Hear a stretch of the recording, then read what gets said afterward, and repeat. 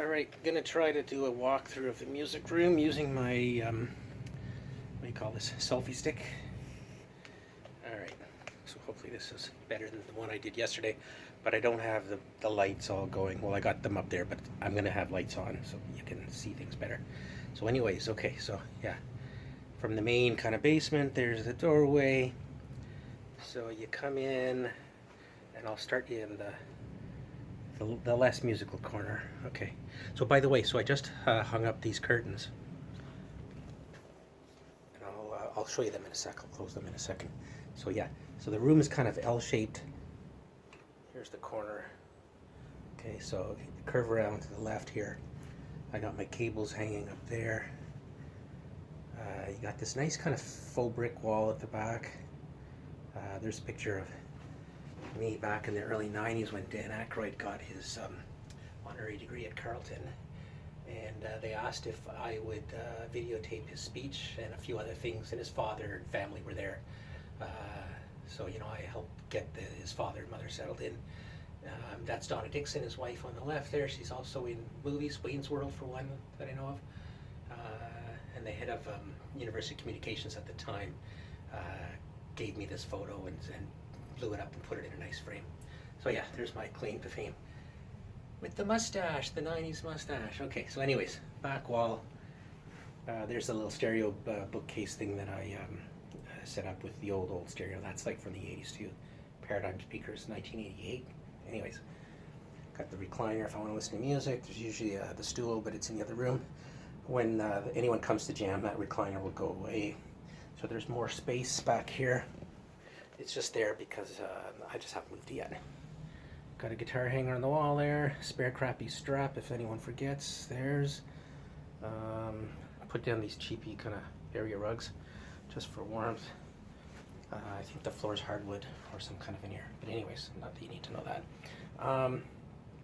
I just got these two mini mic stands along McQuaid today, and I've got the guys coming over for a jam on the weekend, so they'll have like the two guitar amps and a bass amp, and so I figure I'll try to mic those guys, and then I patch that XLR cable into the Zoom camera, and it gives me a line in. Up here in the rafters is another mic that I put up in the wall on a gooseneck up in the rafters, so that'll be like the room mic. And I'm aiming it kind of towards the drums to pick up kind of the drum sound, and then there'll be the mics on the amps, and they'll be bleed through on both, I'm sure, from everything. All right, so, okay, so that's the guitar side. So the guys will stand kind of here. Oh yeah, so there's the three, I don't know if you can see them with the lighting effects. 3 boom stands for the guys. I'm sure they'll bring their own mics. With the pandemic, I don't really use the mics, so they haven't been used in months, so I'm sure they can use mine if they want, but bring their own. So you got the stands for them. So there's my electronics set over there, the Alesis DM10X, and so I bought these little mini Samson speakers that go on stands, but I've been just putting them on the floor if I ever want to play live, like where I can actually hear it, not through the headphones, hear it in the room, I mean. So yeah, so these mini Samsons, they're pretty cool, and I'm going to use them as monitors. There's the real PA speakers up in the corner. Sorry for the lighting bleed. I got a pair of those Mackie Thumps 15As or 12As. Mackie Thumps. Anyway, so these Samsons, which are a quarter of the size, so I've got them through the auxiliary lineouts on the, I've got a Behringer 22 channel mixer, so I use the lineouts here. I'll show you that over here. So I have this beautiful, here's my nice beautiful cabinet that my buddy Weldon gave me, the glass door, it's so cool. So I have got, there's my computer down there that has, it's kind of like my DAW. I don't know if this will show up. There's audio interface. It's a Tascam. Okay, so here's the Zoom. No, sorry, I mean, here's the Behringer 22 channel mixer. And not a lot of light in there, but anyways. So yeah, you put them on these red ones. So there's your auxiliary 1 and 2. So what I'll do is the mics will come in, and I can patch or send some of it over to the one that's facing my drums. And what I'll do do is I'll just put more of myself going to that one, and then the boys, the three of them, will get theirs mostly in this, plus a little bit of me. I could always just send all of them to everything to all of them, but at least because there's 2 auxiliary sends, I can split it so I don't have to hear too much of them. I mean, they'll be coming out of the PA anyways. It's a small room, but I just wanted to see what it would sound like with monitors. And they're not bad. They're pretty loud for those little type size monitors.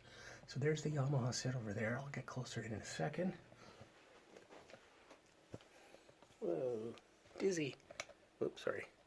And here's my Alesis, which what I've done is I've modified it. I put on mesh heads. I had to do this foam cone conversion so that the cones inside,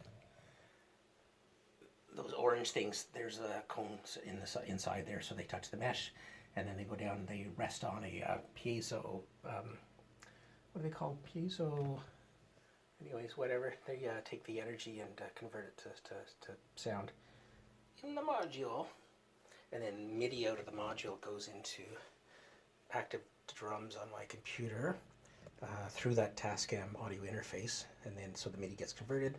This has millions of different drum sets and options that I can go through. I'm using this one at the moment, but get the mouse going. Are you there? Did I get you on mouse? All right. So you got loads of different, well, at least I've bought into loads of different drum sets. Actually, not these last ones, but okay, back to the beginning. So different styles and eras, 60s, 70s, 80s, etc. This one I love. This has got a really cool sound. Samples to come down the road. R&B, you got heavy. China's in that. You got pop sounds. Old indie drum sets. Metal. Pretty cool. Funk kits. And they really do sound very different. Jazz sets. So it's amazing with the electronics that you can just get so many different sounds. That's my one that gives me the kind of the John Bonham clear shell. What do they call it? Acrylic. I just wanted to get back to the one I was default to, which is this one, I think. So anyway, so that's my Active Directory. Normally goes through this smaller little Behringer with my headphones. I got my Audio Technica monitoring headphones there, full ear covering. So that's cool. Double pedals down there on this set Mapex. I got a Mapex 2-legged hi-hat stand, and I upgraded to this Pro X hi-hat, although I've put a different symbol on the one that comes with it. So normally the hi-hat's just one hi-hat on a boom arm. You got this crappy little pedal that's like not on a stand or anything. It's just a shitty pedal, and you get open and closed sounds, nothing in between. So when you do the upgrade to the for this DM10 version, when you do upgrade on the Pro X hi-hat, then you can get actually put a cymbal on. You've got a bottom cymbal, and then you use an actual stand. You get calibrated, sounds in between, open, closed, etc. So it's just a lot more real. But it took a lot of finessing and screwing around with the settings and the triggering and all that stuff to get it to sound decent. There's been a lot of problems with this one that have been known. People in the forums that I read, a lot of complaints about it. So we've been kind of trying things out, tinkering, and then you sort of give your results in, and you help people out. I bought at some point, it came with two 12-inch floor toms, two 10-inch upper toms, but what I did is I bought a bass, like a larger bass that looks realer, a larger snare drum from this place out of Montreal called Lorient Drums. So I've got those. So when I had extras, some of the 12s I brought over to Abner's, a friend of mine that we were jamming with for a while, and we built a set over there. But there was originally this 8-inch was on the kick drum, really small, and it just looked crappy. It doesn't look like a real drum set. So that's up here now, so I can have kind of like 8, 10, and 12s. Just kind of looks cooler. I also put these wraps. Maybe you'll see them from the other side. Added an extra cymbal as well. So now I've got 3 crashes instead of 2, and then it's got a decent sized ride. It's a 16-inch ride. Or is that 14? Then maybe it's 14 and 12s, and then that's a 10. Okay, so that's that area. Let me see if I can show you the wrap, if it shows up. Yeah. So I kind of found this at Walmart. There's these room borders for kids' rooms. There was a pink sparkle and a blue sparkle, or maybe it's a salmon sparkle, and a wood grain one. I tried them all, but right now I've got the pinkish salmon sparkle on there.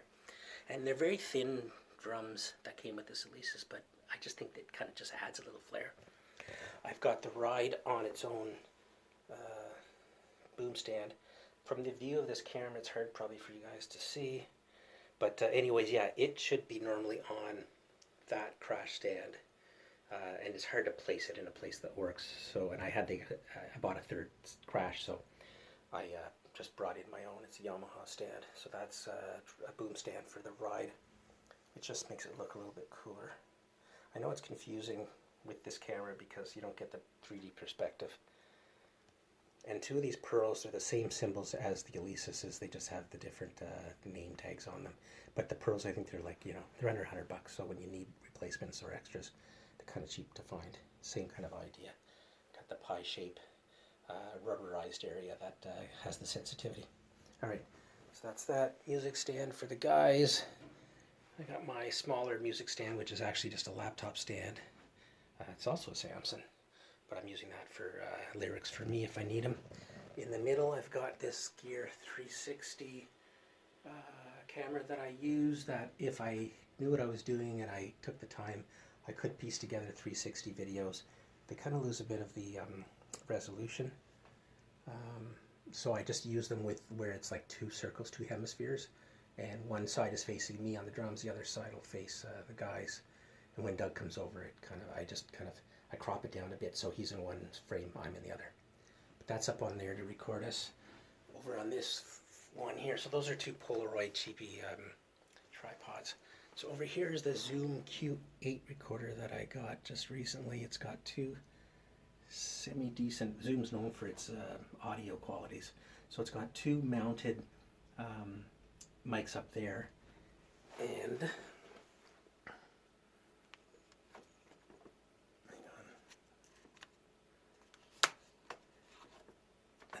back there, so you got two extra XLR inputs right and left, so that's where I'm going to have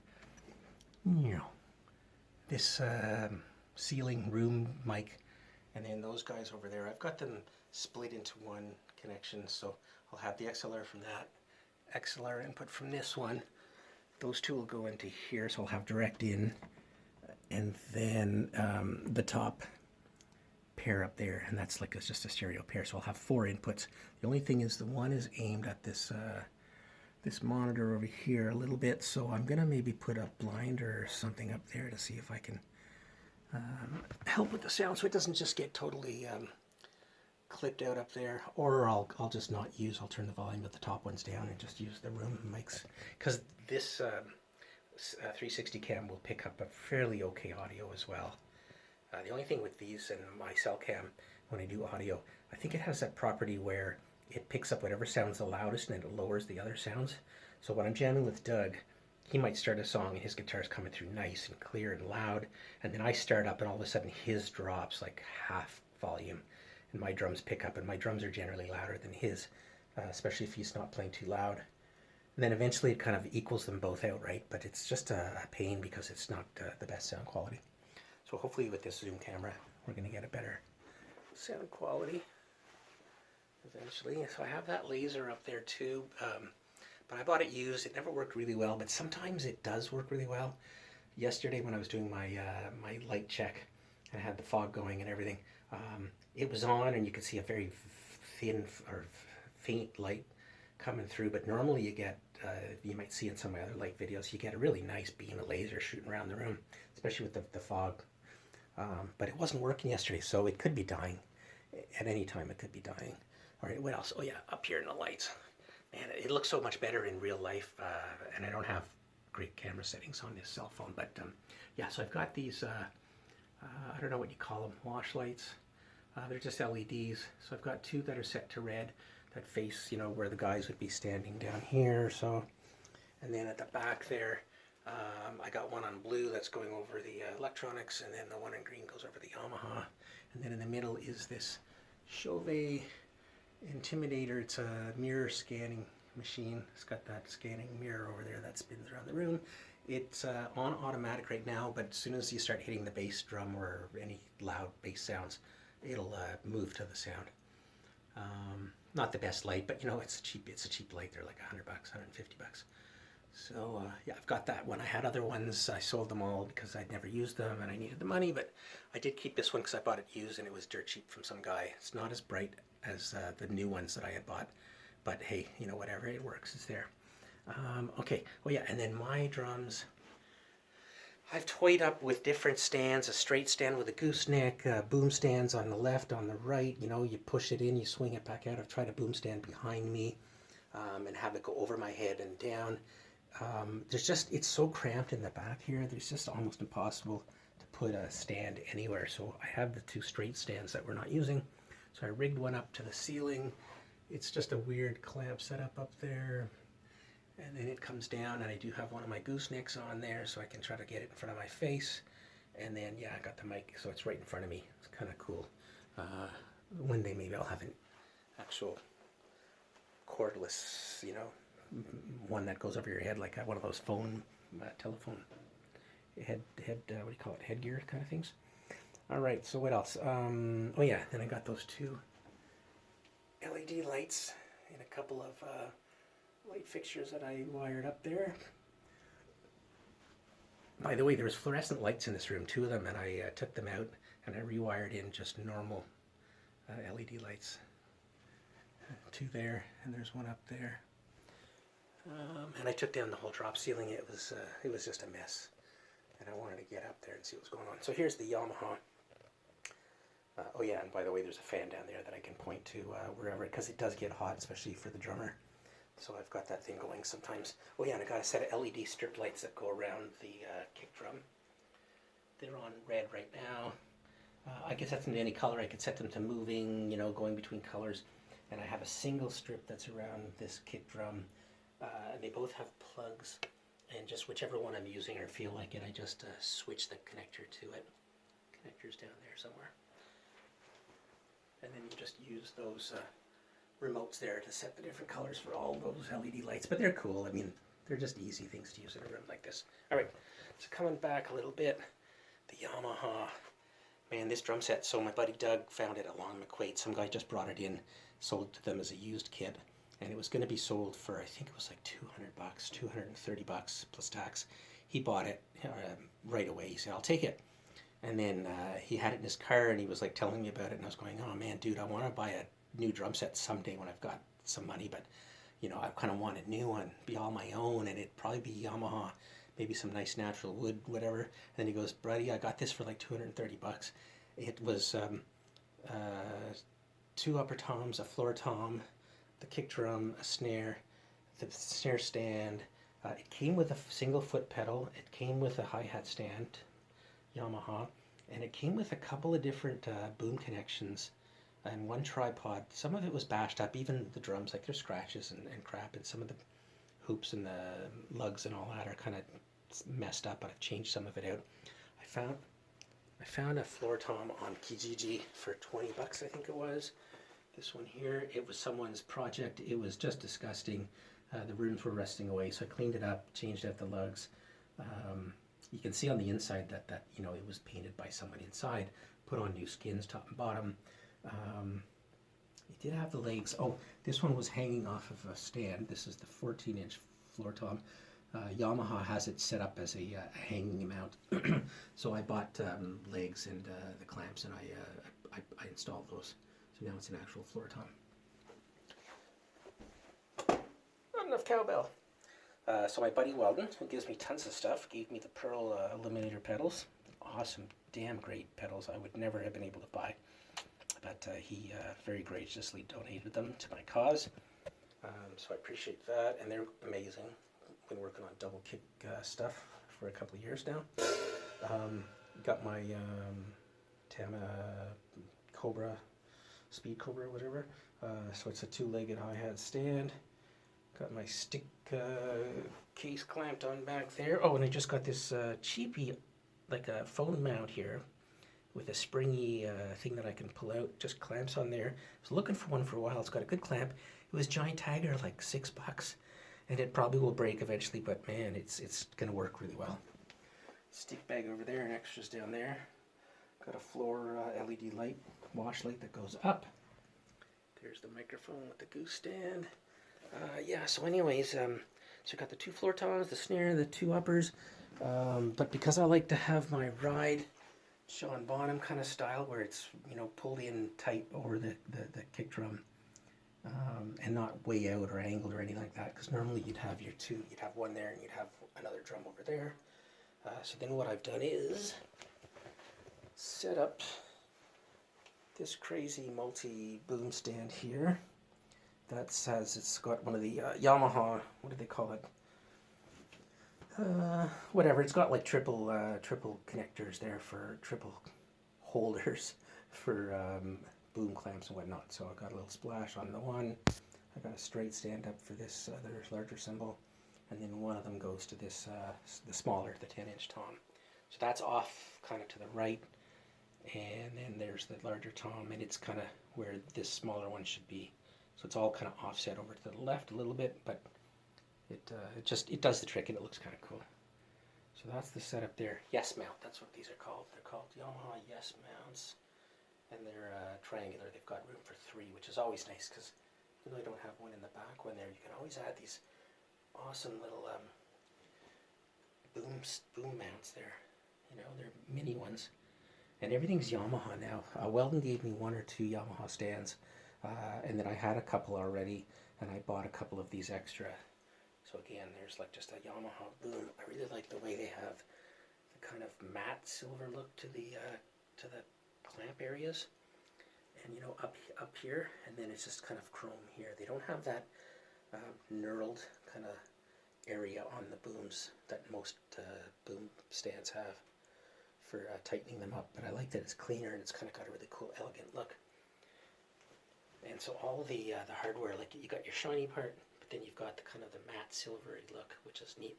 And whoever had this drum set before went and painted the bass drum rims, again, this kind of matte silver, and I don't know, maybe they were doing it to match what the Yamaha does. At first I was going to try to like sand them down and get them back to wood color, but it kind of is cool now that I think of it. So again, it was like 230 bucks. I ended up selling the single pedal and the hi-hat stand, and I got like 100 bucks back. So I ultimately, like, because I gave Doug a couple hundred for it, ultimately I've spent 100 bucks or so on this set, and it was a good start. And then I just added pedals